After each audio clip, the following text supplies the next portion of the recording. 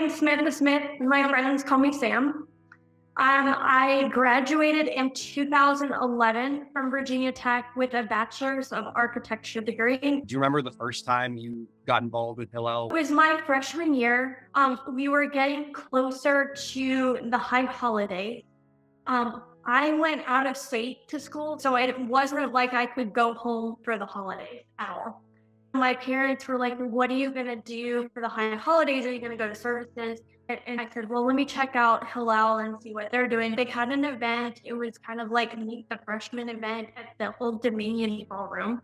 Back when I went to school, we didn't have a Hillel building. Most of our events actually took place in Squires. So I went there and I got to meet a lot of the current leadership and the members of Hillel. I remember meeting this guy whose name was Matt Free. He was vice president of religion.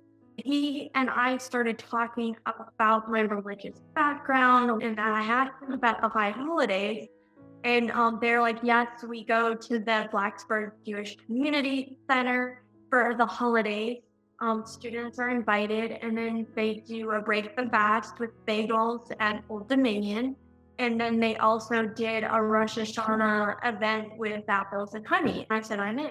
And then we got to talking, and he asked if I was also interested in teaching Sunday school and Hebrew school with the Jewish Community Center, and I said yes. So they hired me to be one of their teachers. From there, it spun to, "Hey, are you interested in planning religious holiday events?" So it was my second semester of my freshman year, and I was on the board for Hillel student board as a Jewish holiday chair.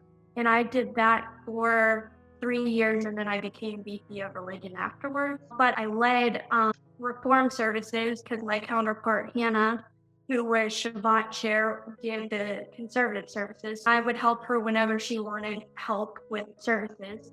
And back then, we didn't have a kosher kitchen, and so we had to either do a meat dinner or a dairy dinner, and we couldn't mix it. We were usually doing it at each other's apartments, or we were getting it catered, or we could cook some at the BJT. And then after school, Sue convinced me to join the board of advisors for Hillel. I've been on that for quite a few years now, and I've been very involved in helping the students and making y'all smart, and I've been the special project kind of person. And the fire pit was my idea. The brick, I spearheaded that one at the beginning. So funny enough, that came about because I was at a family friend's house and I was talking to him, and for a living, he advises and raises money for nonprofit organizations.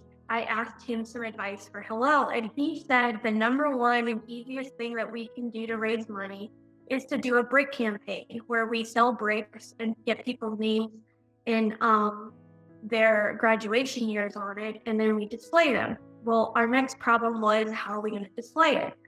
Well, the National World War II Museum in New Orleans also does the same thing because both my grandparents are World War II vets. So my family bought bricks for them, and they display them in sidewalks all around the National World War II Museum. But we had just built this beautiful building and had brand new concrete sidewalks. So I'm pretty sure Sue wasn't going to let us rip up these brand new sidewalks to put bricks down. So we came up with another idea of doing a fire pit and having a nice area outside for the students to do student events, which just happened to be perfect timing because COVID hit, and you guys happen to be one of the only organizations on campus that had an outdoor space that you could do programming for. So it ended up being a really good idea both ways. And then for a little sneak peek on what's coming, my next special project that I'm doing for you guys is I spent the last couple of years interviewing a lot of old alumni, current alumni of Hillel at Virginia Tech, getting facts together, and we're making essentially a timeline of Jewish events, but made up of all of the stories from our alumni, starting from in the 1920s all the way to last year. And this is actually going to go on the wall of the building. Is there anything moment at your time at Hillel that like stands out from all the rest, like your favorite memory? Reading Passover Seder. I absolutely loved that. So my first year, Matt Brink, who was again the VP of religion, he was like, "Oh, we'll do Passover Seder," and I was like, "Okay, no problem." And honestly, as someone that's slightly OCD and organized, it was probably one of the most disorganized things I've ever been a part of.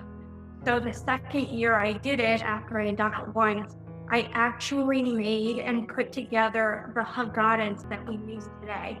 Those really thick Haggadahs that make it really versatile. I did that and really standardized Passovers and standing up in front of 100 people, which by the way was the first time Hello had ever had an event of 100 people, was an amazing experience. I wanted a home away from home.